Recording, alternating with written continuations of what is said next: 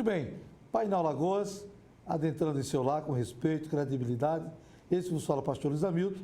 E hoje a nossa entrevistada é psicóloga, Elitânia Vasconcelos.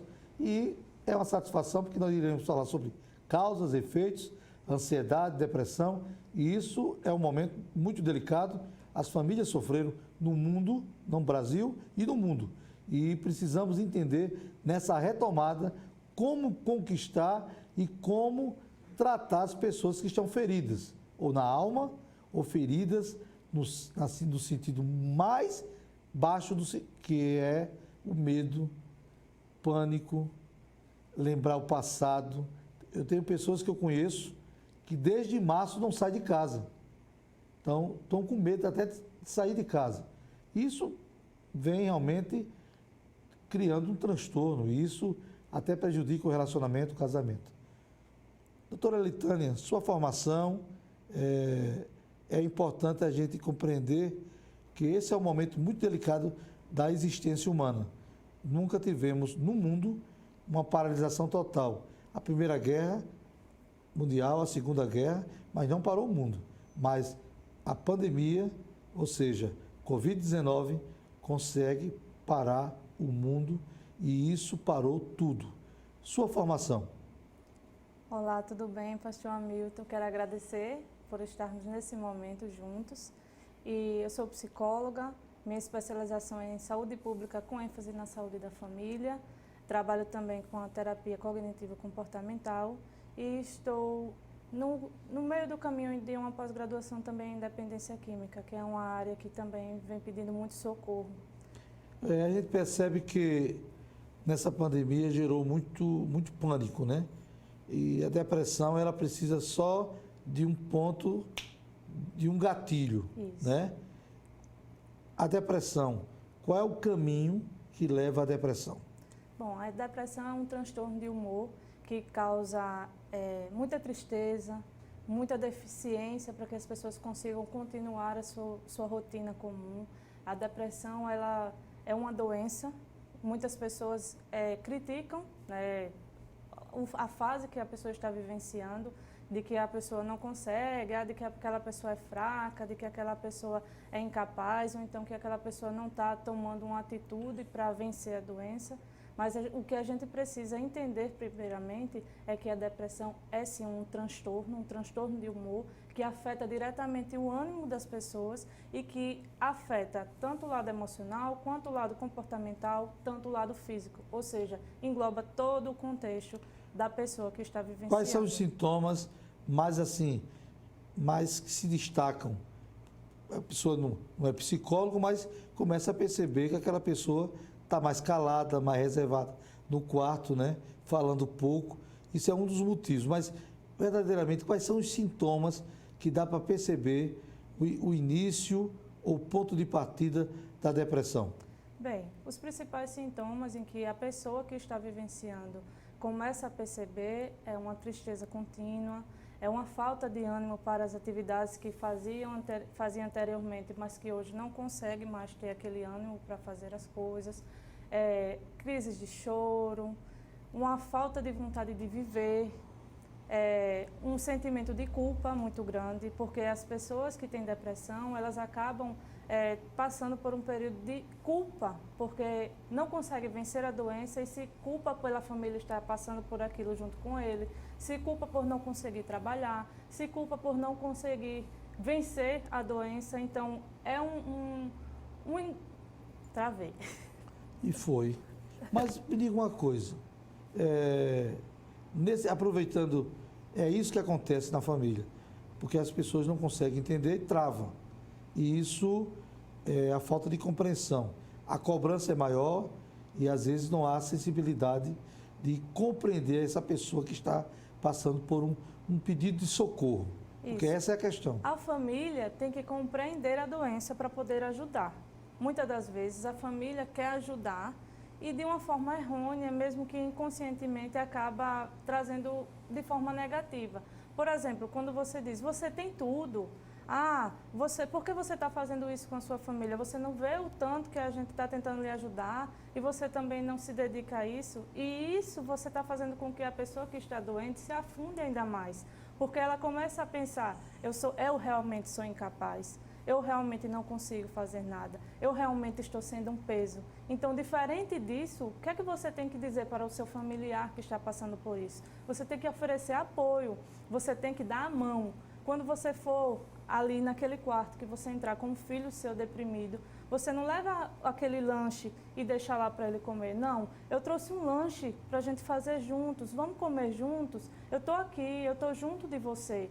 Quando for sair, vamos sair, eu estou aqui, eu lhe dou a mão. A senhora quer dizer que depressão não tem idade, pode ser um pré-adolescente, um adolescente, um adulto ou terceira idade. Então, a depressão não tem idade, não tem a questão de etnia, qualquer um pode ser vítima.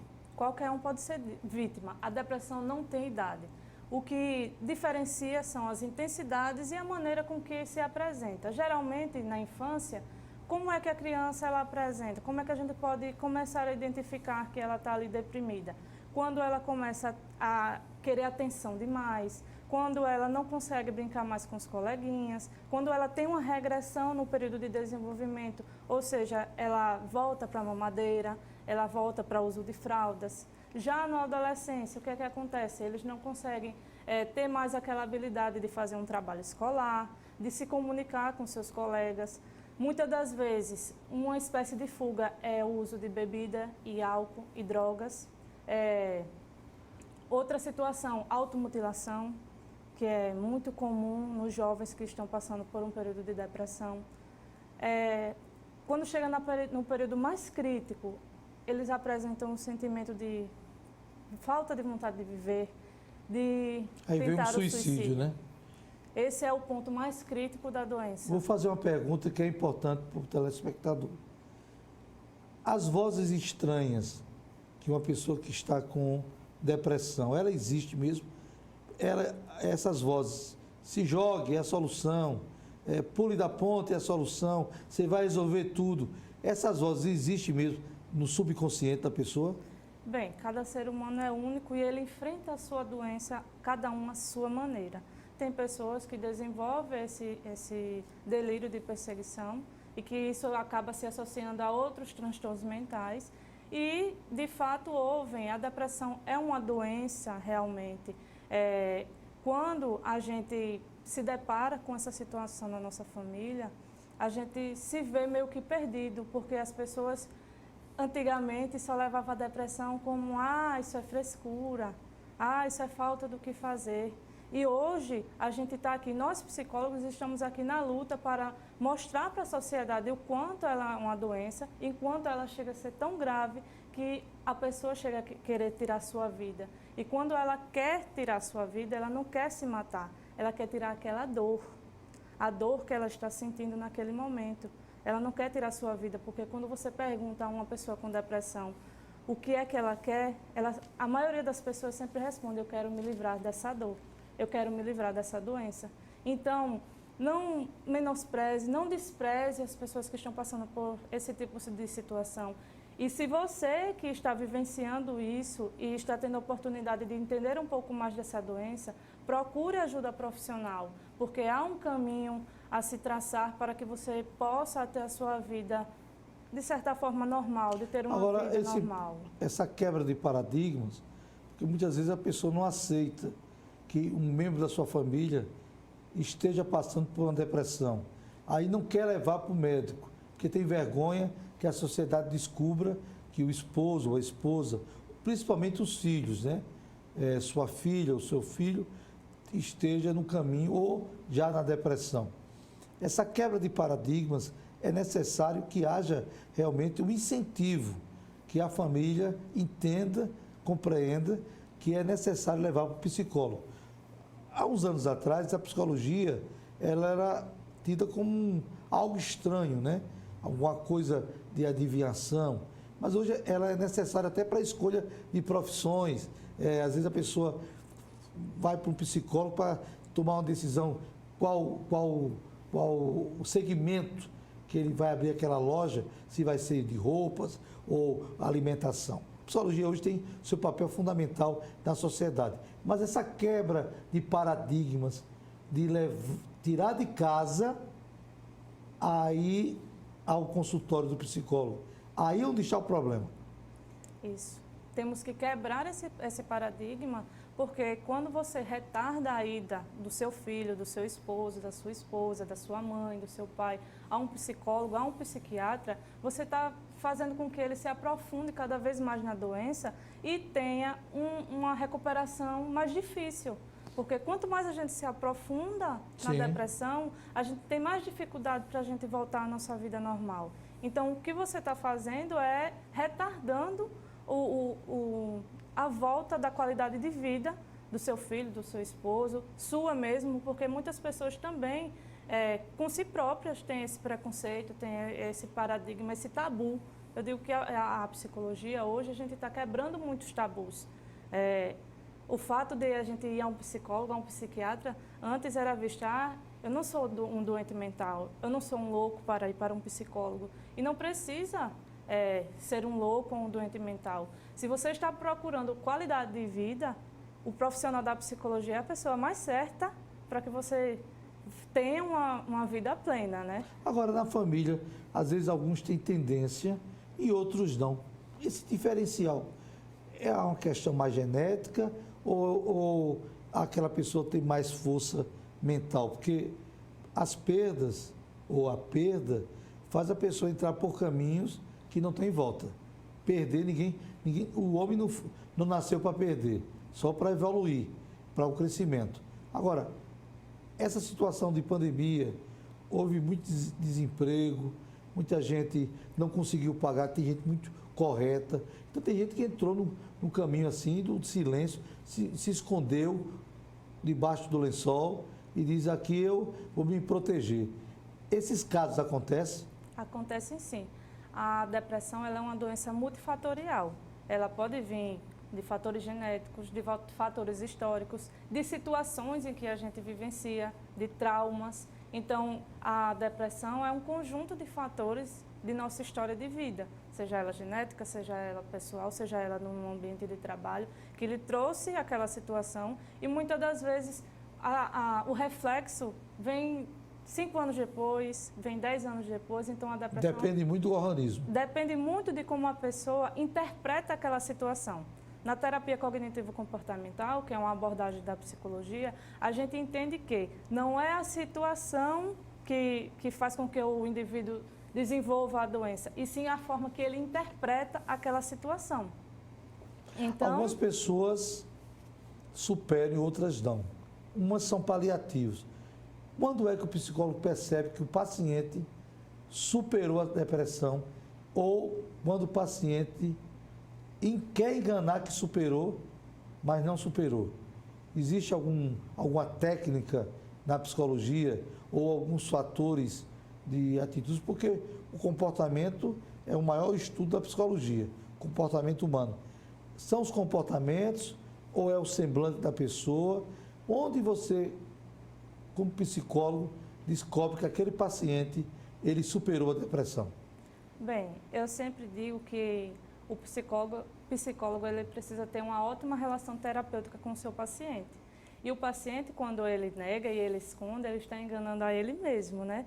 Então, assim, a gente acaba percebendo e vendo o que o paciente superou através das atitudes do paciente, através do que ele também traz. Se ele não conseguia trabalhar e já conseguiu retornar ao seu trabalho, se ele não conseguia sair com a família dele e hoje já consegue retomar. Então, são evoluções, são poucas evoluções que a gente vai observando a passos lentos e simples. Eu sempre digo, não adianta a gente querer metas mirabolantes se a gente não vai alcançar e acaba se frustrando. Então, eu elaboro com os meus pacientes metas em que eles se veem capazes de alcançar e eles se esforçam para isso e, aos pouquinhos, as coisas vão evoluindo e eles mesmos passam a perceber o quanto a psicoterapia tem trazido de benefício na vida deles. É uma situação também de apoio familiar, né? A gente não é só levar, sair do consultório e dar continuidade. A família, ela é orientada, o psicólogo orienta a família como tratar, porque quando está no consultório, aquela pessoa está no seu mundo de proteção com o psicólogo.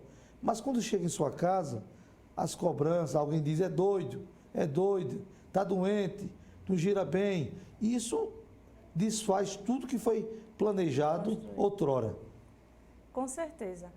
Para que o paciente ele tenha uma evolução positiva e consiga realmente se livrar da depressão, ele precisa ter um apoio psicológico, um apoio com o psiquiatra, um apoio familiar e apoio de amigos. Geralmente, o que é que eu costumo fazer?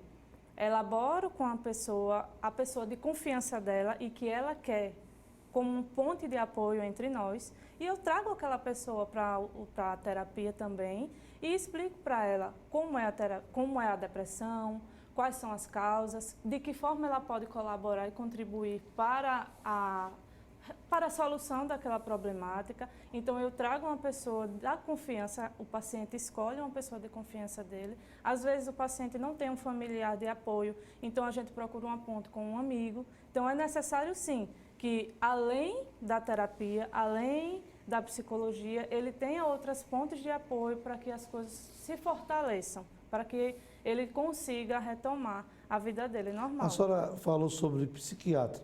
Por exemplo, naquele momento que aquela pessoa, o paciente, está com o psicólogo, é um estágio. Mas no momento que o psicólogo indica um suporte maior, que é o psiquiatra, onde está a relação entre o psicólogo e o psiquiatra, para que o paciente venha entender que na psicologia ele não é doido, ele não está doente. Mas quando ele diz que vai para o psiquiatra, ele vai dizer, então estou doente. Porque o psiquiatra vai tratar com remédios, né? Tem pessoas que não conseguem dormir, outras não têm prazer de se alimentar, outras ficam com um mau humor. Então, cada um apresenta um diagnóstico. No momento que a indicação do psicólogo, que ele retrata para o psiquiatra, esse suporte de apoio não pode trazer um abalo para o paciente? Às vezes, sim. Mas aí, nós, profissionais, mostramos a importância desse trabalho integrado. Porque quem tem depressão, geralmente, para ter uma evolução do seu quadro, é necessário ter esses dois trabalhos, medicamentoso e psicoterápico.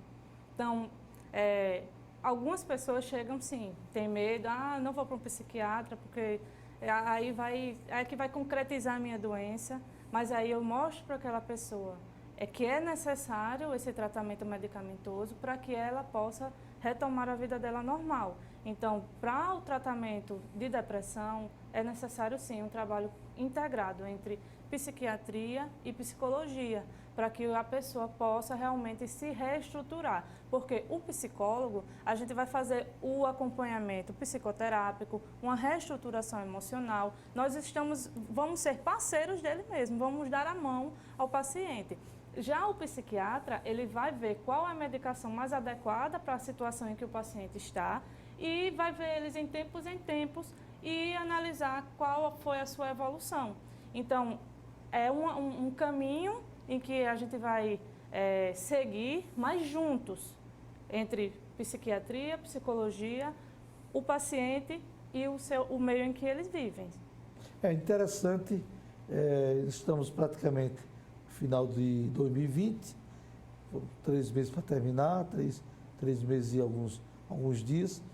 Como é que a senhora tira esse relato?